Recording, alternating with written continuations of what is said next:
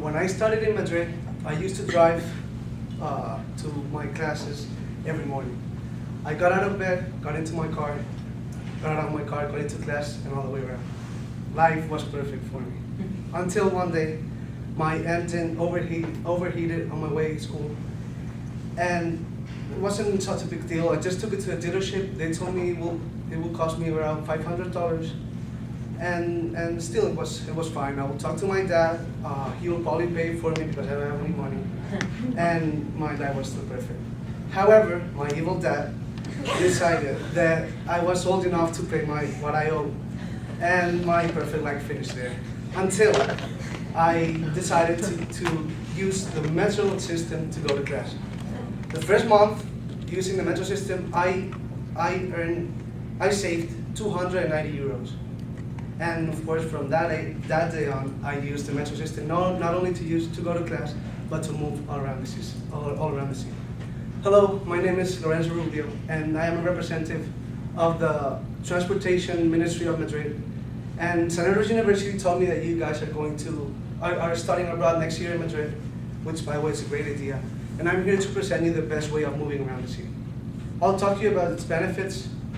I'll compare it to other alternatives to move around in Madrid, and I'll compare it to other metro systems in Europe. Let's start with the benefits. Well, first of all, why do we need Madrid's metro system? From my experience, I know that there's not such thing as online living, on campus living in any university in Madrid. Most of you may think you just walk to class or whatever, but that's not possible. Madrid is 600 square kilometers large. It's around 7 times Manhattan, so you don't want to walk 3 hours to class or 2 hours to class. But why would you go on metro instead of another thing? Well, I'll talk you about its benefits. First of all, frequency. The time between each of the trains goes from 3 seconds to 6.5 seconds. It works 365 days a year, and it's open from 6 a.m. to 2 a.m. Next, facilities. You have in almost any station a coffee shop and a store. And in some of the other stations, you might find a museum or some festival, like art festival or music festival. It's really fun. Next, the most important one, where can it take you? It's made out of 21 lines, which form a net of 386 kilometers with 396 kilometers. It's more than 1 station per kilometer. It can take you basically anywhere. Next, price. It's really important since we're students and we don't have a lot of income. Madrid's metro system came out with an advertising campaign. Well, that means more for less, which basically tries to put into people's mind that Madrid's metro system is the best in the world and it's the cheapest one. It compared it to cities like metro systems in cities like Paris, Berlin, London, New York, Oslo, Stockholm, and then some others.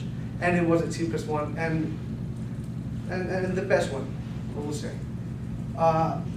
But why the metro system over other alternatives like car, motorcycles, or buses? Well, sadly, every year in Madrid, an average of 12,000 people die in car accidents. Well, car, motorcycles, or bus accidents. But that's not the only problem with these alternatives. Driving a car, it's really expensive. The gas in Madrid is around $7 a gallon, and parking, it's at least $10 a day. Motorcycles solve that problem. It's not that expensive. However, you don't want to drive every morning to class during winter in Madrid because the temperature drops from, it's usually about 30 degrees Fahrenheit, and that's really cold. Bus, that solves both problems. It's cheap and it's warm, but it has one problem. It's frequency. The time between each of the buses usually is 15 minutes, and there are a lot of stops. Like it stops every 2 minutes for 30 seconds until everybody gets in, pays, and takes off. So at the end of the day, you're really dizzy and you lost a lot of time. What about with other metro systems in Europe? According to the CNN, Madrid's metro system is the best in Europe. It's really modern, it's large, and it's cheap. The next one in line is Paris. Paris, according to the CNN, Paris is too antique. Well, it uses the doors open manually, and they use tire rules. And it's more expensive than Madrid's, and from my own experience, it smells really bad. Then, third in the list is London, which is really famous. However, it's antique too, and from my own experience, I'll say that they use cloth seats, and that's really bad. That's not hygienic at all. That attracts a lot of bacteria. And according to CNN, the fourth best metro system in Europe is the one in Copenhagen. I haven't been there, but I read that it's really good. The only problem is it's only 24 kilometers large, and that it has only 2 lines, so it cannot take you everywhere. To conclude my presentation, I would like to restate the main benefits of Madrid's metro system. First, frequency. You can take the time between trains goes from 3 to 6.5 seconds. Next, facilities. You can even have museums or festivals inside stations.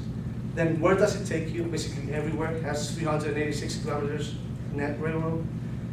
And finally, price. Most for least. I'm very thankful that you all attended this presentation, and for that, the ministry had decided to give you guys a code so you can purchase a 6-month Metro Pass for only 120 euros. So at the end of the presentation, I'll give each of you the code, and you can go online, put your info in, pay the $120, and you receive your card in the next 2 weeks. Thank you very much for attending, and if there's any question, please feel free to ask.